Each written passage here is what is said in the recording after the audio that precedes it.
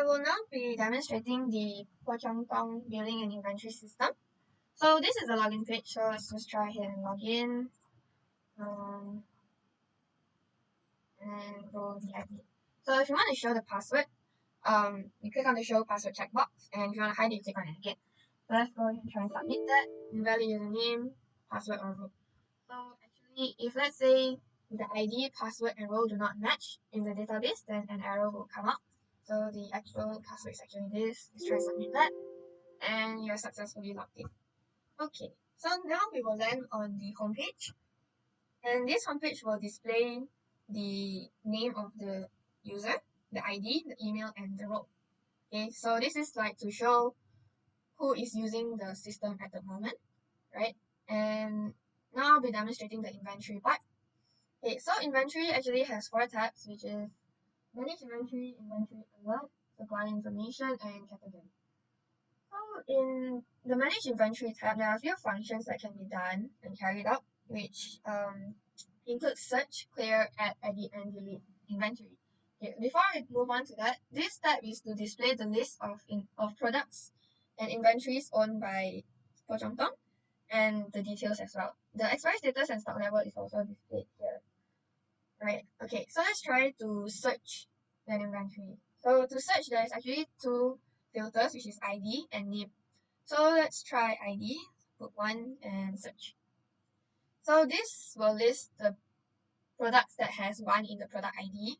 And so that works. Let's try maybe 2, search, and that works as well. So let's try name, maybe soup, search. Okay, so then it shows the list of product with soup in the name. And maybe let's try master, search, record is not found. So this means that there are no products with plaster in the name. So yeah, then it will show record is not found. Okay, let's go ahead and clear that, and this will list all the products and clear the search entries. Okay. So now let's try to add an inventory. Let's go ahead and click add nothing. Then it will say fill in all the fields. Okay, fine. We fill in the product ID, name, test, add product, select image, click on the category, ID. Okay, so as you can see, the user might probably not know what category is what.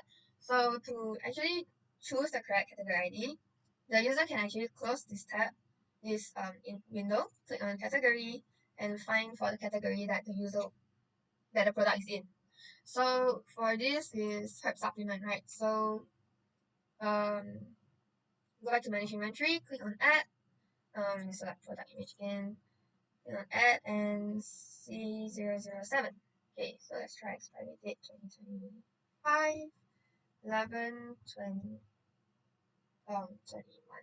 Quantity 50, minimum quantity 10. Supply price 11, selling price 15. Supply ID, same thing, can close and check again, or if you already know, you can click on supply ID. Let's try and add that. And it says please enter expiry date in year, month, format. Okay. So, oh, not bad. November doesn't have 31, so let's try 20. And try to add. It says okay. So now let's try and quit the add inventory, close it, and okay. As you can see here, the product is added. And let's try to add another one. Make sure it's really working. Test 2, the image, maybe the same one. Okay, quantity, maybe I want to put 10. Or then 20, oh sorry, 5. Supply price, maybe 15. Selling price 17. Supply ID. And add. So it says to insert a quantity number form. Oh, okay. So I can't add string. Add that, or minimum quantity as well. So 5, add, and successfully added. Okay, now let's try to quit it. Yes, and it quits. So yeah, that's pretty much for add inventory. Okay, let's go ahead and try and edit one. Click on edit, and if you don't select an item to edit, it will come an error message. And click OK. Let's try to edit this. Okay, and then now you can edit that. So click on edit category ID, edit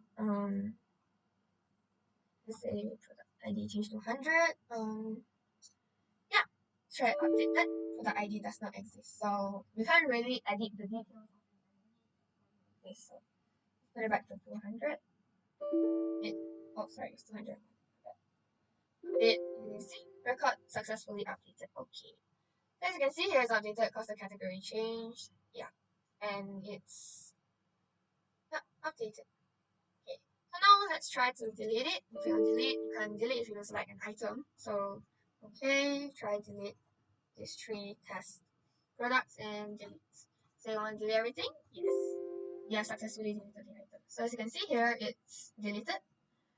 So let's now move on to inventory alert.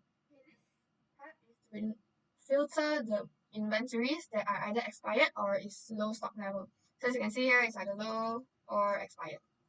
Yeah, this is to allow the users, the employees and the admins to know which items to restock or throw away or remove from the shelf, so the customers don't buy expired products instead of always going to the rack and checking. Okay, now move on to the supply information. Okay, so same like inventory, it displays the list of suppliers that supply the products of inventory. So same, you can search by ID names, just try and see if it works.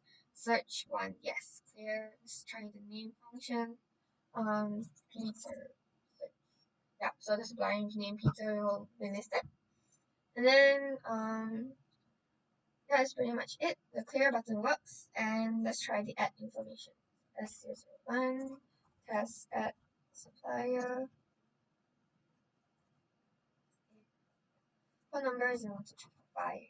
Email supplier email supply company, and maybe let's put in test supplier company address. Right, add that. Okay, so phone number has to be 10 or 11. So there's a validation for the phone number. Just add few more numbers. Okay, and let's try to add invalid email. So yeah, we have to answer a proper email. So let's just go ahead and try that. Add, and supplier ID already exists. So yeah, add same ID. And also exists. My bad. 100 and it's successfully added. So let's try to quit. Yes, and yep, the add supplier window is closed, and the supply information is added. Okay, so let's try to edit it. Maybe you can go 01, 05, 07, 070, edit. Okay. So supply ID doesn't exist. The same like inventory, you can't edit something that doesn't exist. Just go ahead and put 100 and maybe change this to edit. Edit, okay, and yeah, it's edited. So the edit function works, and let's try to delete everything. Yes. So the data is deleted, and let's try to delete this. Yes, supply ID needed for product cannot delete. So as you can see in here, there are a few inventories that is supplied by this supplier. So we don't want the users to accidentally delete or even delete the supplier that is supplying, right? Because they need the data. So yeah, this validation is to avoid that issue. Okay, so now for category, same thing, search by ID, search by name. So this category is actually a tab to display the list of categories that Bojang Tong has set for the products, right? So you have like herbs and spices, feminine care, honey, patch and plaster, mask. Okay, so let's try the search function. We try ID, putting one, search. Okay, all the IDs with one, displayed, name, let's go with herb. Search. So all the category names with herb inside is displayed. Let's go ahead and clear that. And then it lists the full list of category again. Let's click on search. And it asks you to select ID or name. So, okay, so I have your name. Say I don't want to search anything. And it'll say please fill in the search field. So we can't search if any of this is not filled in. Okay, let's go ahead and clear that. Now let's try add a category. C010. Category name. Health products. Yeah, that category ID already exists. So we can add another category ID with the same ID. Go ahead and put 11, so it adds, okay, and quitting, yes, so the quit function works, and the add function works as well. So let's try edit that, put in a non-existent ID, the category ID doesn't exist. And because the details edit based on the category ID, so yeah, go ahead and put back 11 and remove, so let's say has edit category. Okay. So as you can see, it can successfully edit, and yeah, it's edited has edit category. Go ahead and delete that. Yes, so delete function works. Let's try delete this one. Say yes. It's a category needed for product ID, so we can't delete a category that is used by a product. Same like supplier. So later on, we try to delete this one C003, and it is herbal soup. As you can see, herbal soup is used, so we can't delete that. Okay, now let's move on to information. Okay, so to navigate to this page, you just go to the menu bar and click on it. So this user information is to display the list of users that are using the system, like so the employees and the staffs of Cheong Medical Home. Okay, so there are a few functions, but before that, I just want to explain that all the details of. Okay, so first you want to edit, and you say please fill in all the fields. So instead of you can manually, fill in this, and like I want to change his name to Mark. Email be mark@hotmail.com.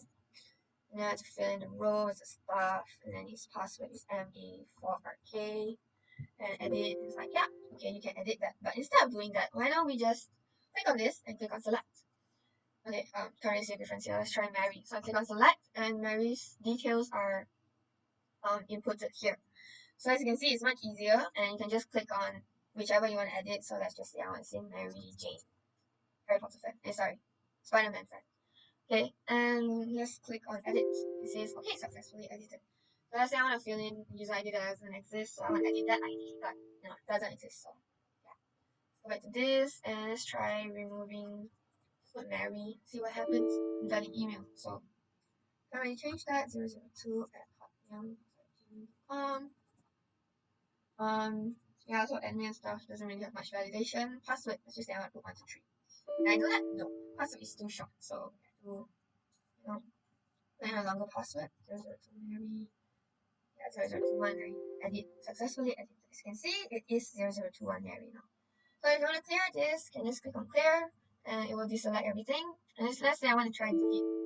So I can't delete unless I select something. So I select this one, and now before, yeah, let's just try and delete that. Yes. So it's all deleted, as you can see. And then let's try the search function. So this search function actually can filter through three, which is ID, name, and role. So let's just now put role, I fill in admin, and search. Then all the roles with admin will come out. So I put staff and search. Staff comes out. So I put A, so all the row with A in it will come out. Yeah, let's do that. Let's try name. Okay, let's put Peter and search. Yeah, record is not found. So we need to find someone that exists. Stephen. Search. Yeah. Let's just say I'll put in ST and search. It will also come out the same thing. Clear. And it comes out. So ID, let's just try 2 or 3. Search. 3 comes out. 2 ID with 2 will come out. And then let's try 0 and then 0. All of them have 0, so all of them comes out. Yep. Let me clear that. And yeah, that's basically it. And so we try to log out now. So I click to log out, click on the logout here, right? And then I say no, nothing happens. I click on log out again, say yes, and it's like, oh, you have successfully logged out. Okay, right. So now you know you've logged out. And then let's try with stuff. As earlier on we tried with admin, so let's try with stuff now. Logged in, okay. So basically has the minimum requirements of functions. So earlier on, as you can see, admin has a lot of functions here. Let's just go here and quick look again what the admins have that the users do not have. So here you can see I've logged out, home, billing, inventory, analysis, user information, and register user. So for staff users, analysis, user information, and register new user. Because, well, we do not want employees messing around with the system. So, yeah.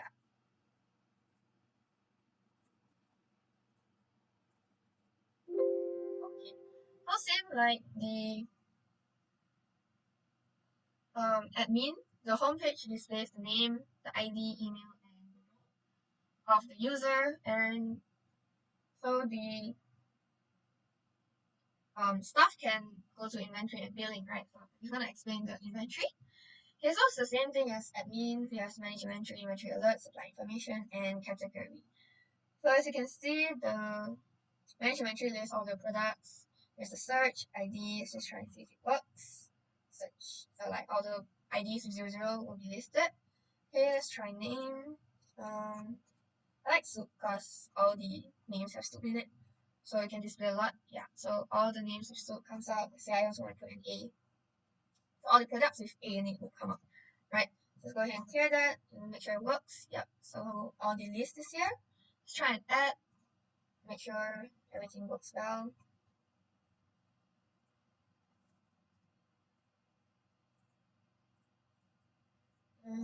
Yeah, I want to try the expiry date, make sure it works. So I'm just gonna put this nothing supply price 1 at. So that works. Okay. Maybe let's try with 010. Let's see if it works. So for the ID already exists, right? So previously the P001 didn't exist, so it could go through. Okay, let's try maybe 100. Right, just to test that the expiry date validation works. Like that, so we can put in unless it's in correct format, everything is here. Quantity 0, can still here put 10. Sorry, not a letter here. Yep, so please insert in numbers 10. So try this works. Add, same thing, 10. Then let's try add that. Okay. So let's try to quit this. Are you sure you want to quit? Yes. And so it's added. So P001 is here, P100 is here. Okay, let's try to edit it. Put in one that doesn't exist, maybe 500. Update for the ID doesn't exist, so we'll put back 100. We try test edit category, maybe and update. As you can see, it's edited. The test is now test edit. Yep. And let's try to delete that. Yes, and okay, so it's deleted. Okay, let's go to inventory alert. Same thing. Low stock level or finish, because I put 0 and 0 earlier on. Yeah, so it's finished. The expiry status is expired, so it's also here. Like I said earlier, it's to display the products that are low, finished, or expired. Okay, and then the supplier name and supplier number, phone number is listed here because we want the user to be able to restock and restock easily. So instead of referring back and forth, you can just see it here and straight away contact the supplier. Okay, for this, suppliers are listed, and you can search the suppliers by ID and name. Let's try name and put test since it's already here. Search, so test comes up, and ID 0, and search. This comes up. So all the zeros are listed. You clear that, and let's try to search with nothing. Okay, so I can search with nothing. You fill in the box, fine. Search, and then search field is empty. So, but 12 maybe. The record is not found. So there is no supplier name with 12 in it, so record not found. Validation works, clear that. And let's try to add the supplier. So let's just try add supplier here. Phone number 012, blah blah blah. Supplier company.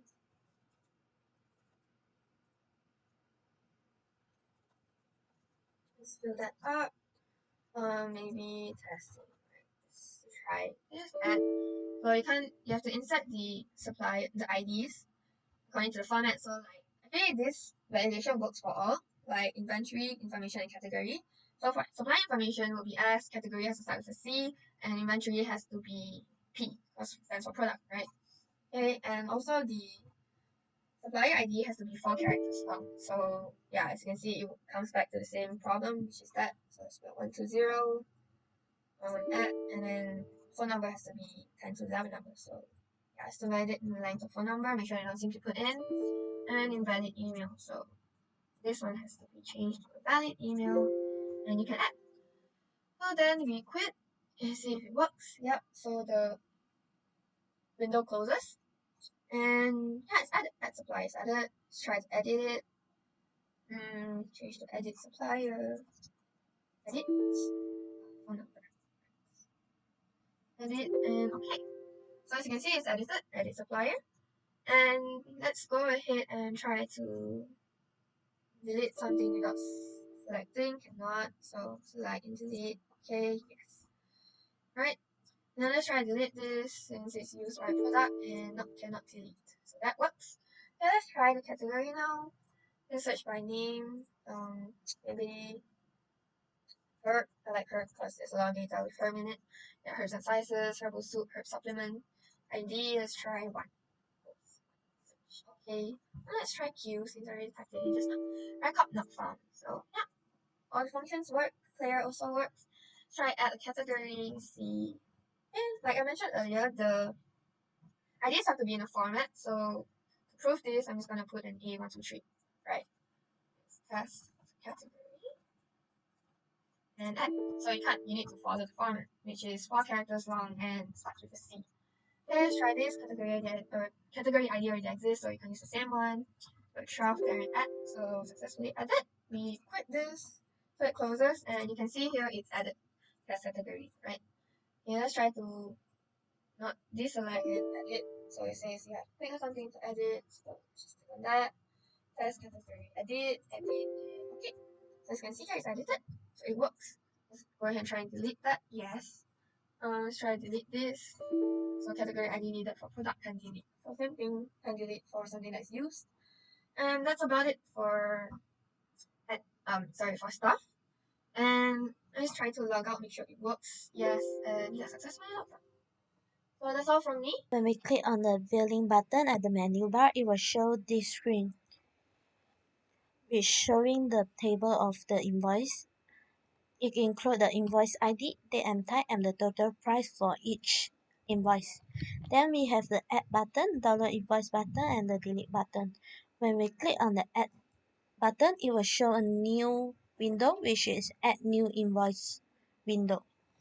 Then the invoice ID is auto generated from the database by adding 1 to the previous invoice. Then the date and time is the current date and time when we create a new invoice. Then the cashier name we were choosing by the user ID. Then when we want to add the product into the cart, we can either search the product using typing. If the product are not included in the data, it will show product are not found. Then we also can choose from the list. When we click on the add button, it will add to the table below. Then we also can add multiple products.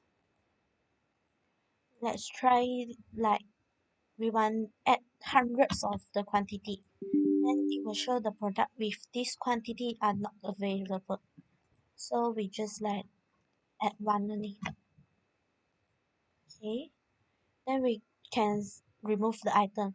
But if I didn't select any item, it will show no item are selected.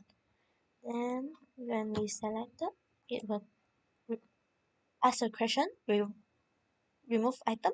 If yes, it will delete.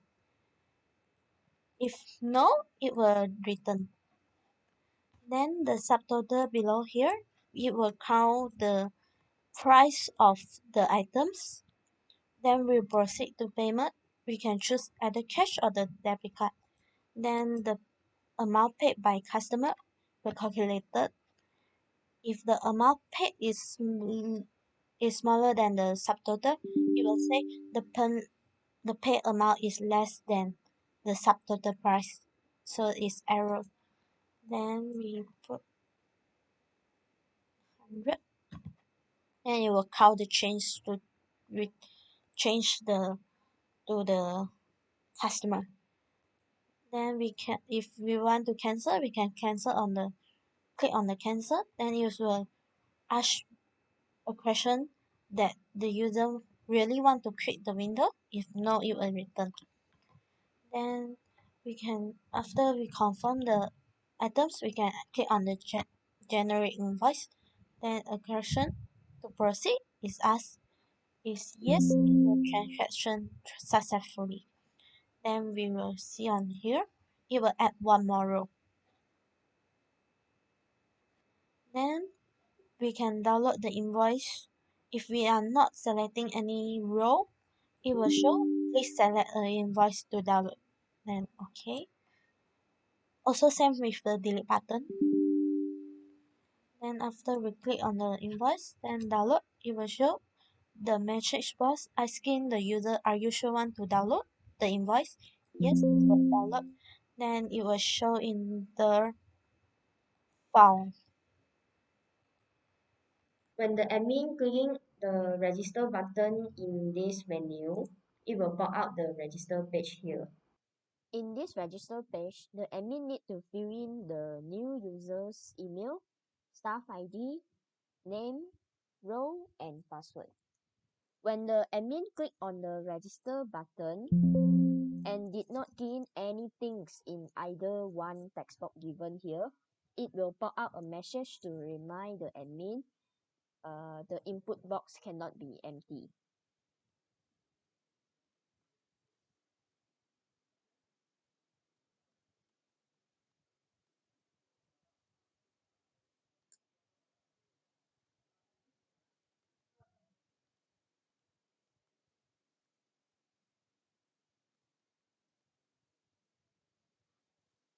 When the admin fill in the email in incorrect format, it will pop up a message box which write invalid email.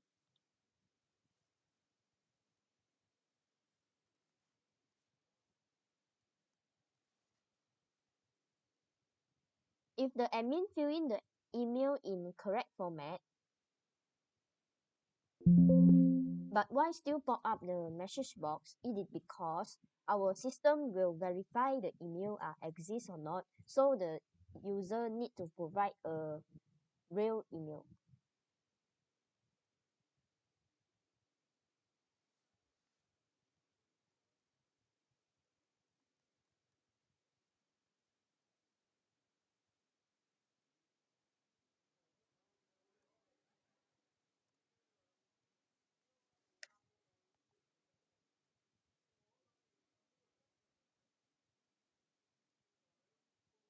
The admin can click on the checkbox to show or hide the password. Not only that, when the password they key in is too short, it also will pop up a message box to remind the user.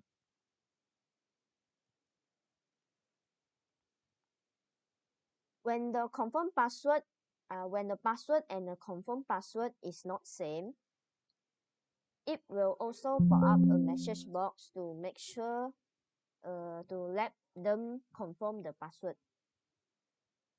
If all the condition is valid, it will pop up the message box which write record save. It means the admin is already successfully registered their account to this system. When the admin click on the analysis button in this menu, it will pop up the analysis page. On the analysis sales report page, it will pop up the analysis page and have two tabs, which is sales report and analytics. On the sales report page, they will have three buttons, which namely year, month, and day, and three chart, which are revenue and profit bar chart in day, pie chart that display products sold, and pie chart that display the category of the product sold in that current day. And this page is scrollable. Below every chart, we'll have one toolbar to adjust and save the chart. Admin can click on the save button here to save the specific chart to their device. Admin can click on the button that beside the save button to configure the subplot of the specific chart, which like this example, you can adjust, and they can click the reset to go back to the original of the subplot. And admin can zoom the chart in the selected area and move the chart by clicking this button, and they can go back to the previous view and forward view with this button, the previous view or the forward view. And the admin also able to click on the home button, home icon here to reset the chart to the original view. And the toolbar will show the x-axis and y-axis when the cursor is pointing to the chart. Beside the toolbars will show the x-axis and y-axis. Not only that, the admin also can view the chart which in daily, monthly, or yearly by clicking the button given here. When the user click on the year button, it will pop out a window to let user to select the year they wish to view. Thus, after they selecting the year they wish to view, and the system will auto generate the chart with the selected year. And when the user click on the month button, they are able to choose the year and the month they wish to view, and then click on the confirm button. Then the system will auto generate out the chart with the admin also can filter out with a day and pick a date inside the calendar, which like this, confirm, and then the chart will auto update with the data. And then in the analytic page will display two product is inside good condition and how many product that is already expired. And this chart is displaying how many products that in low stock level and how many product is in high stock level.